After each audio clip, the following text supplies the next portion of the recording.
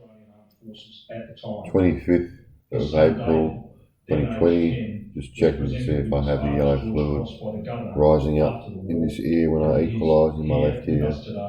And recite the oath of remembrance later in the service.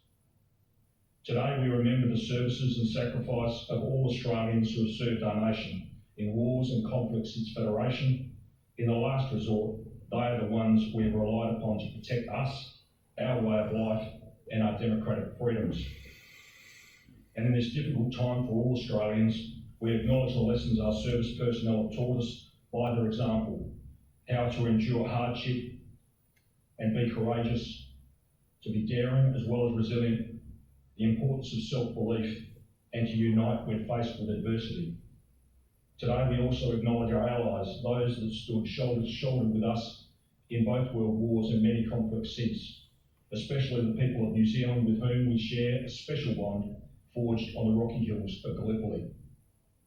We remember too the high cost paid by those that we fought in those conflicts, and to recognise that the passing of time often leads us to reconcile our differences and embrace nations and peoples that were once our implacable enemies. Our close relationship with the Turkish people is testament to that.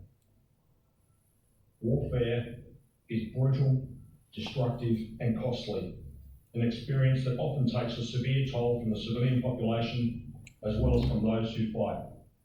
It often leaves permanent marks on those who endure it, physically, mentally, spiritually and emotionally. Its only compensating attributes are courage displayed in the face of death and the uniting force of comradeship. Today, in this time of physical distancing, many men and women commemorating alone or with close family in Australia, New Zealand and across the world will be missing their mates and finding this Anzac Day particularly hard. Many would appreciate a call from former comrades, friends and family.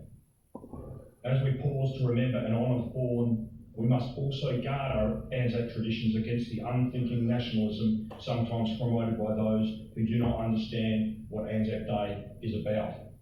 We must also be wary of those that seek to misuse the service and sacrifice of our men and women to promote their own narrow agendas. Such actions are unwelcome, and we must protect ourselves and our Anzac traditions from them.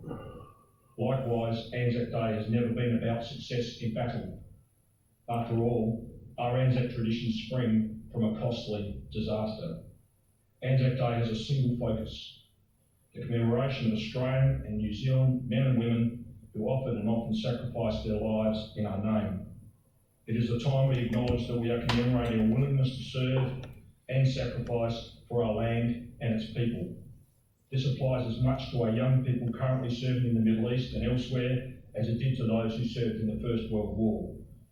It is also the time we acknowledge that we have a duty as a society to support those who have lost loved ones to war and its aftermath, and to embrace our wounded veterans of all conflicts, some of whom are only just coming to terms with how their service has altered the path of their lives and those of their families. Sadly, this process can result